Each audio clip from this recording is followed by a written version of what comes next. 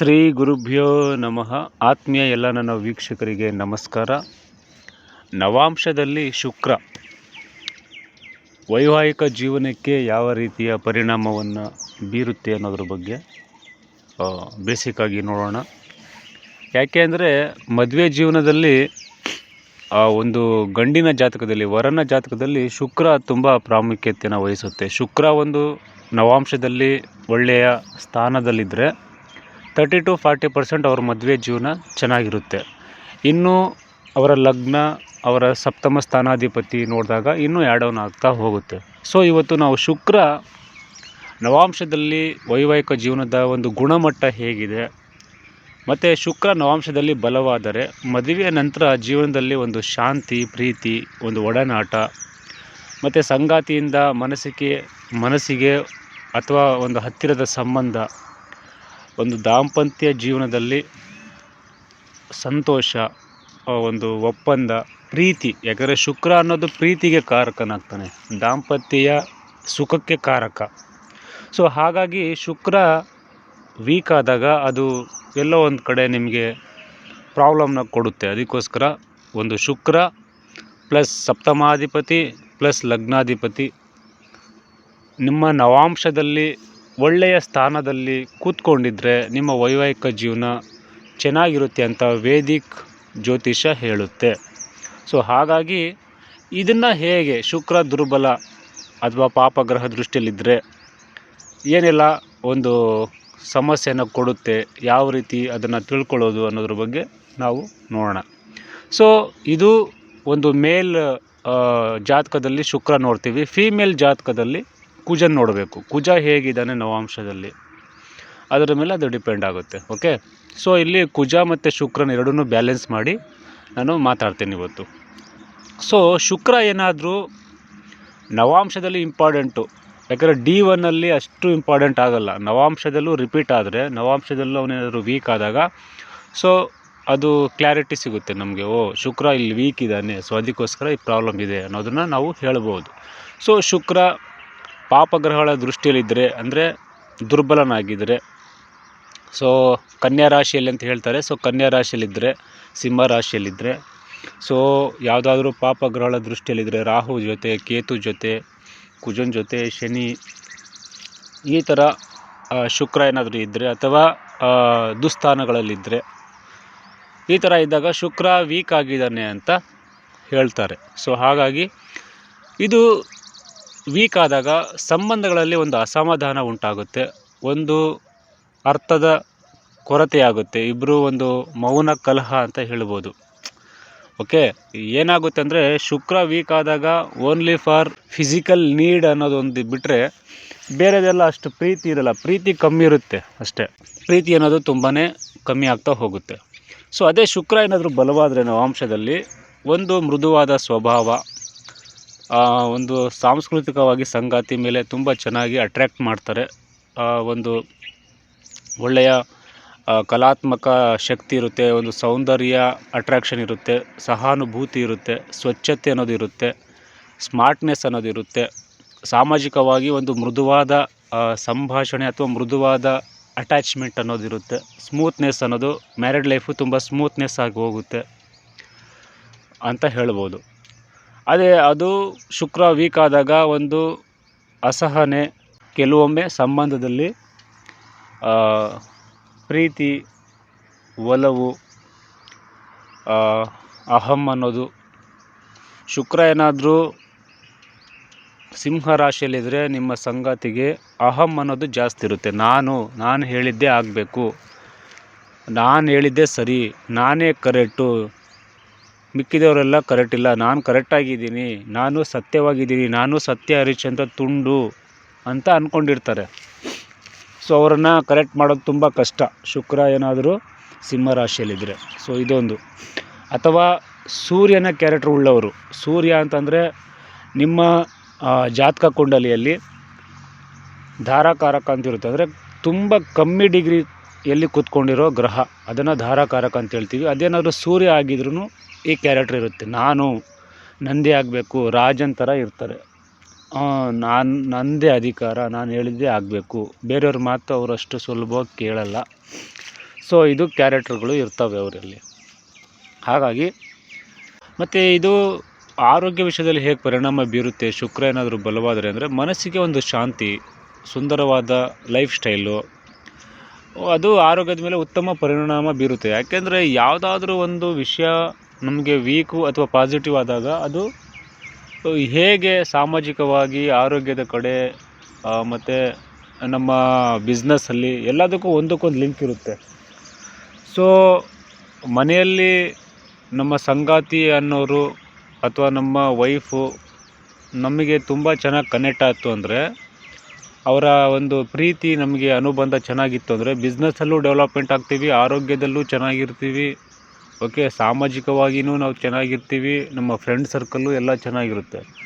ಅವರು ವೀಕ್ ಆಯಿದ್ರು, ಅವರು ಮುಖಾಂತರ ಸಮಸ್ಯೆ ಸ್ಟಾರ್ಟ್ ಆಯಿತು ಅಂತಂದರೆ ಬಿಸ್ನೆಸ್ ಲಾಸ್ ಆಗುತ್ತೆ, ಆರೋಗ್ಯದಲ್ಲೂ ಪ್ರಾಬ್ಲಮ್ ಆಗುತ್ತೆ, ಮತ್ತು ಎಲ್ಲದರಲ್ಲೂ ಸಮಸ್ಯೆ ಇರುತ್ತೆ, ಒಂದಕ್ಕೊಂದು ಲಿಂಕ್ ಇದೆ. ಸೊ ಹಾಗಾಗಿ ಶುಕ್ರ ಜಾತಕದಲ್ಲಿ ಚೆನ್ನಾಗಿದ್ದರೆ ತುಂಬ ಉತ್ತಮವಾದ ಮನಃಶಾಂತಿ ಅನ್ನೋದು ಚೆನ್ನಾಗಿರುತ್ತೆ.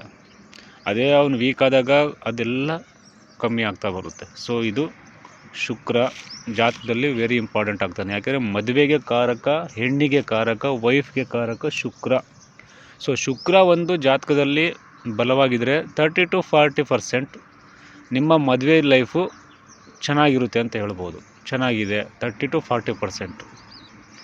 ಆಮೇಲೆ 7ನೇ ಮನೆ ಅಧಿಪತಿ ನವಾಂಶದಲ್ಲಿ ಬಲವಾಗಿದ್ದರೆ, ಉತ್ತಮ ಸ್ಥಾನಗಳಲ್ಲಿದ್ದರೆ ಇನ್ನೂ 30% ಆ್ಯಡ್ ಆನ್ ಆಗುತ್ತೆ. ಆಮೇಲೆ ನಿಮ್ಮ ಲಗ್ನ ಏನಾದರೂ ಚೆನ್ನಾಗಿದ್ರೆ, ಯಾಕೆಂದರೆ ಇಲ್ಲಿ ಸಪ್ತಮ ಚೆನ್ನಾಗಿದೆ, ನವಾಂಶ ಚೆನ್ನಾಗಿದೆ, ಆದರೆ ಲಗ್ನ ವೀಕ್ ಆದಾಗ ಅದು ನಿಮ್ಮ ಪ್ರಾಬ್ಲಮ್ ಆಗಿರುತ್ತೆ, ಸಂಗಾತಿ ಪ್ರಾಬ್ಲಮ್ ಆಗಿರಲ್ಲ. ಯಾಕಂದರೆ ಲಗ್ನ ಅಂದರೆ ನೀವು, ಸೊ ನೀವು ಅವರಿಗೆ ಒಂದು ಸಪೋರ್ಟ್ ಮಾಡಲ್ಲ, ಅಥವಾ ನಿಮ್ಮ ಮೈಂಡ್ಸೆಟ್ ಏನೋ ಬೇರೆ ಇರುತ್ತೆ. ಲಗ್ನ ವೀಕ್ ಆಯಿತು ಅಂತಂದರೆ ಸೊ ಪ್ರಾಬ್ಲಮ್ ಆಗ್ತಾ ಇರುತ್ತೆ. ಸೊ ಇದು ಒಂದು ಆ್ಯಡ್ ಆನ್ ಆಗುತ್ತೆ. ಸೊ ಹಾಗಾಗಿ ಆಮೇಲೆ ಇಲ್ಲಿ ಒಂದು ಅದೃಷ್ಟ ಅನ್ನೋದು ಅಥವಾ ಲಕ್ ಅಥವಾ ಡಿವೈನ್ ಪವರ್ ಅನ್ನೋದು ಒಂದು 10% ಆ್ಯಡ್ ಆನ್ ಆಗುತ್ತೆ. ಸೊ ಇಷ್ಟೆಲ್ಲ ಹಾರೋಸ್ಕೋಪಲ್ಲಿ ನಾವು ಬೇರೆ ಬೇರೆ ರೀತಿಯಾಗಿ ನೋಡಿದಾಗ ಜಾತಕ ಹೇಗೆ ಯಾವ ಥರ ಅನ್ನೋದು ತಿಳ್ಕೋಬೇಕು. ಸೊ ಹಾಗಾಗಿ ನವಾಂಶದಲ್ಲಿ ಶುಕ್ರ ಬಲವಾಗಿರುವ ಸ್ಥಿತಿಗತಿಗಳು ಹೇಗೆ ತಿಳ್ಕೊಳ್ಳೋದು ಅನ್ನೋದು ಒಂದು ನೋಡೋದಾದರೆ, ಸ್ವರಾಶಿಯಲ್ಲಿದ್ದರೆ ಒಳ್ಳೆಯದು ಅಂತ ಹೇಳ್ತೀವಿ, ಅತ್ಯುತ್ತಮ ಫಲ ಕೊಡ್ತಾನೆ ಅಂತ ಒಂದು ವೇದಿಕೆ ಹೇಳುತ್ತೆ. ಸ್ವರಾಶಿ ಅಂದರೆ ಯಾವುದು? ವೃಷಭ ಮತ್ತು ತುಲಾ ಸ್ವಂತ ಮನೆಗಳು. ಸೊ ಆ ಒಂದು ರಾಶಿಯಲ್ಲಿ ಶುಕ್ರ ಕೂತ್ಕೊಂಡಾಗ ಶುಕ್ರ ಒಳ್ಳೆಯ ಸ್ಥಾನದಲ್ಲಿ ಇದ್ದಾನೆ ಅಂತ ಹೇಳ್ಬೋದು, ಓಕೆ. ಆದರೆ ನವಾಂಶದ ಲಗ್ನದಿಂದ ಅದು ದುಸ್ಥಾನಗಳಲ್ಲಿ ಬಂದಾಗ 10% ವೀಕ್ ಆಗಿಬಿಡ್ತಾನಲ್ಲಿ. ಸೊ ಹಾಗಾಗಿ ಒಳ್ಳೆಯ ಸ್ಥಾನದಲ್ಲಿದ್ದು ಲಗ್ನಾಧಿಪತಿಯಿಂದನೂ ಒಳ್ಳೆಯ ಸ್ಥಾನದಲ್ಲಿ ಅದು ಕೂತ್ಕೊಂಡಾಗ ಎಗೇನ್ ಅದು ಓಕೆ ಅಂತ ಹೇಳ್ಬೋದು. ಆಮೇಲೆ ಉಚ್ಚ ರಾಶಿಯಲ್ಲಿ ಮೀನ ರಾಶಿಯಲ್ಲಿದ್ದರೆ ದೆನ್ ಬೆಟರ್ ಅಂತ ಹೇಳ್ತೀವಿ. ಮಿತ್ರ ರಾಶಿ ಮಕರ ಮತ್ತು ಕುಂಭ ಸ್ಥಾನಗಳಲ್ಲಿ ಶುಕ್ರ ಇದ್ದರೆ ಓಕೆ ಅಂತ ಹೇಳ್ತೀವಿ. ಕೇಂದ್ರ ತ್ರಿಕೋಣ ಸ್ಥಾನಗಳಲ್ಲಿದ್ರೂ ಓಕೆ ಅಂತ ಹೇಳ್ತೀವಿ. ಗುರುವಿನ ದೃಷ್ಟಿಯಲ್ಲಿ ಒಳಗಾಗಿದ್ದರೆ ಶುಕ್ರ ದೆನ್ ಬೆಟರ್ ಅಂತ ಹೇಳ್ತೀವಿ. ಯಾಕೆಂದರೆ ಇವಾಗ ದುಸ್ಥಾನದಲ್ಲಿದ್ದಾನೆ, ಆಮೇಲೆ ಅಥವಾ ಯಾವುದಾದ್ರೂ ಶತ್ರು ಮನೇಲಿದ್ರೂ ಗುರುವಿನ ದೃಷ್ಟಿಗೆ ಒಳಗಾಗಿದ್ದರೆ ಒಂದು ಡಿಸ್ಕೌಂಟ್ ಅಂತ ಹೇಳ್ಬೋದು, ಸ್ವಲ್ಪ ಒಂದು 10% ಕಮ್ಮಿ ಅಂತ ಹೇಳ್ಬೋದು, ಓಕೆ. ಆಮೇಲೆ ಪಾಪಗ್ರಹಗಳಿಂದ ಮುಕ್ತನಾಗಿರಬೇಕು ಶುಕ್ರ, ಪಾಪಗ್ರಹಗಳದ ಒಂದು ಸಂಬಂಧದಲ್ಲಿ ಇರಬಾರ್ದು. ಸೊ ಈ ಥರ ಇದ್ದಾಗ ಈಗೇನು ಶುಕ್ರ ಕ್ಲಿಯರಾಗಿ ಇದ್ದಾನೆ ಜಾತಕದಲ್ಲಿ ಅಂತ ಹೇಳ್ಬೋದು. ಸೊ ಇದೇ ರೀತಿ ಶುಕ್ರನ ಒಂದು ಸ್ಥಾನಮಾನಗಳಲ್ಲಿ ನಾವು ನೋಡ್ಕೋಬೇಕಾಗುತ್ತೆ. ಸೊ ಹಾಗಾಗಿ ಇನ್ನೂ ವೀಕ್ ಆಗೋದು ಯಾವ ಥರ ಅಂತಂದರೆ, ಕನ್ಯಾ ರಾಶಿ ಅಂತ ಹೇಳ್ತಾರೆ, ಬಟ್ ಕನ್ಯಾ ರಾಶಿಗಿನ್ನ ಸಿಂಹ ರಾಶಿಯಲ್ಲಿ ತುಂಬ ವೀಕ್ ಆಗ್ತಾನೆ ಶುಕ್ರ. ನಾನು ತುಂಬ ವಿಡಿಯೋಗಳಲ್ಲಿ ಹೇಳಿದ್ದೀನಿ. ಆಮೇಲೆ ರಾಹು ಕೇತು ಶನಿ ಸಂಯೋಗದಲ್ಲಿ ದೃಷ್ಟಿಯಲ್ಲಿ ಅಥವಾ 6, 8, 12ನೇ ಮನೆ ಇದ್ರೂ, ಮತ್ತು ಶತ್ರು ರಾಶಿಗಳು ಕಟಕ ಅಥವಾ ಸಿಂಹ ರಾಶಿಯಲ್ಲಿ ಜಾಸ್ತಿ, ಕಟಕ ರಾಶಿಯಲ್ಲಿ ಸ್ವಲ್ಪ ಕಮ್ಮಿ. ಸೊ ಶುಕ್ರ ವೀಕ್ ಆಗೋದು ಯಾವ ಥರ ಅಂತ ನಾವು ಬೇಸಿಗಾಗಿ ತಿಳ್ಕೊಂಡಿದ್ದೀವಿ. ಸೊ ಇದು ನೀವು ಜಾತಕ ಇದ್ದರೆ D1, D9 ನೋಡಿ ಶುಕ್ರ ಹೇಗಿದ್ದಾನಂತ ನೋಡ್ಕೊಳ್ಳಿ. ಅದೇ ರೀತಿ ಕುಜನೂ ಸಹ ಫೀಮೇಲ್ ಜಾತಕದಲ್ಲಿ ಹೇಗಿದ್ದಾನೆಂದರೆ, ನನಗೆ ವರನಾಗಿ ಬರೋವಂಥವನು ನನಗೆ ಸಂಗಾತಿ ಗಂಡನಾಗಿ ಬರುವಂಥವನು ಯಾವ ರೀತಿ ಹೇಗೆ ಅವನಿಂದ ಸಪೋರ್ಟ್ ಸಿಗುತ್ತಾ ಇಲ್ವಾ ಅನ್ನೋದನ್ನು ಕುಜನ ಸ್ಥಾನಮಾನಗಳನ್ನು ನೀವು ಚೆಕ್ ಮಾಡಿಕೊಂಡ್ರೆ ಸೊ ನಿಮಗೆ ಒಂದು ಕ್ಲಾರಿಟಿ ಅಥವಾ ನಿಮಗೆ ಒಂದು ಊಹೆ ಅನ್ನೋದು ಇರುತ್ತೆ, ಅಯ್ಯೋ ಈ ಥರ ಇರ್ಬೋದು ಅಂತ ನೀವು ಗೊತ್ತಾಗುತ್ತೆ. ಸೊ ಇಲ್ಲಿ 7ನೇ ಮನೆ ಅನ್ನೋದು ತುಂಬ ಇಂಪಾರ್ಟೆಂಟು. 7ನೇ ಮನೇಲಿ ಯಾವುದಾದ್ರೂ ಗ್ರಹಗಳಿದ್ದರೆ ಅದರ ಒಂದು ಎಫೆಕ್ಟು ನಿಮ್ಮ ಸಂಗಾತಿಲಿ ನಾವು ನೋಡ್ತೀವಿ. ಸೊ ಸಪೋಸ್ 7ನೇ ಮನೆಯಲ್ಲಿ ಕುಜ ಇತ್ತು ಅಂತಾರೆ, ಸೊ ಕುಜನ ಕ್ಯಾರೆಕ್ಟ್ರು ನಿಮ್ಮ ಸಂಗಾತಿಲಿ ಇದ್ದೇ ಇರುತ್ತೆ. ಕುಜನ ಕ್ಯಾರೆಕ್ಟ್ರ್ ಅಂದರೆ ಏನಂದರೆ ಅಹಂಕಾರ, ದರ್ಪ ಮತ್ತು ಏನು ಹೇಳ್ತೀವಿ ಶಾರ್ಟ್ ಟೆಂಪರು, ಕೋಪ, ಇವೆಲ್ಲ ಜಾಸ್ತಿ ಕುಜನಲ್ಲಿ ನೋಡ್ತೀವಿ.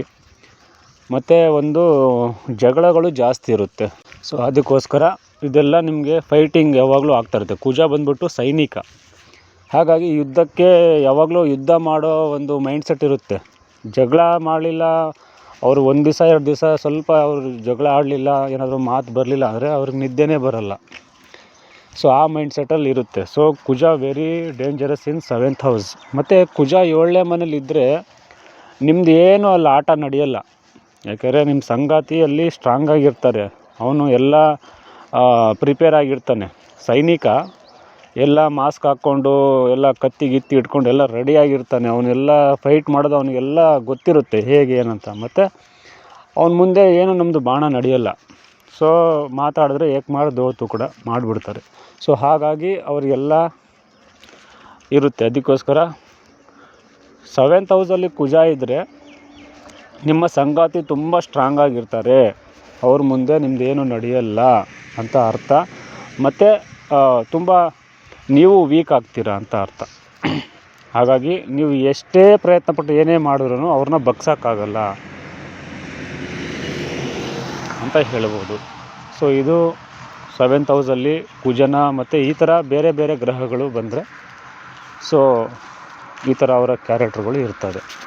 ಹಾಗಾಗಿ ಜಾತಕವನ್ನು ನೀವು ಸರಿಯಾಗಿ ಪರಿಶೀಲನೆ ಮಾಡಿ ನಿಮ್ಮ ಏನು ಎಕ್ಸ್ಪೆಕ್ಟೇಷನ್ ಇದೆ, ನಿಮ್ಮ ಸಂಗಾತಿಯ ಒಂದು ಕ್ಯಾರೆಕ್ಟರ್ ಏನು, ಯಾವ ಥರ ಅಂತ, ಅಥವಾ ಅವ್ರ ಜೊತೆ ಒಡನಾಟ ಇದ್ದಾಗ ಗೊತ್ತಾಗುತ್ತೆ ಅವ್ರು ಯಾವ ಥರ ಹೇಗೆ ಏನು ಅಂತ ಎಲ್ಲ ಗೊತ್ತಾಗುತ್ತೆ. ಸೊ ಇಲ್ಲಿ ಪಾಸಿಟಿವ್ ಮತ್ತು ನೆಗೆಟಿವ್ ಅನ್ನೋದು ಪ್ರತಿಯೊಂದು ಪಾರ್ಟ್ನರಲ್ಲೂ ಇದ್ದೇ ಇರುತ್ತೆ. ಹಾಗಾಗಿ ನೀವು ಮ್ಯಾನೇಜಬಲ್ ಆಗುತ್ತೆ, ಅಡ್ಜಸ್ಟ್ಮೆಂಟ್ ಆಗ್ತೀರಾ ಅನ್ನೋದಾದರೆ ನೀವು ಮದುವೆ ಆಗ್ಬೋದು. ಇಲ್ಲ ನನ್ನ ಕೈಲಿ ಆಗಲ್ಲ ಅಂತಂದರೆ ಸೊ ನೀವು ಬೇರೆ ನೋಡ್ಬೋದು. ಸೊ ಹಾಗಾಗಿ ಇನ್ನೂ ವಿಷಯಗಳ ಬಗ್ಗೆ ಮಾತಾಡೋಣ ಅಂತ ಹೇಳ್ತಾ ಇವತ್ತಿನ ಈ ಕಾರ್ಯಕ್ರಮನ ಮುಗಿಸ್ತಾ ಇದ್ದೀನಿ. ಎಲ್ಲರಿಗೂ ಒಳ್ಳೆಯದಾಗಲಿ. ನಮಸ್ಕಾರ.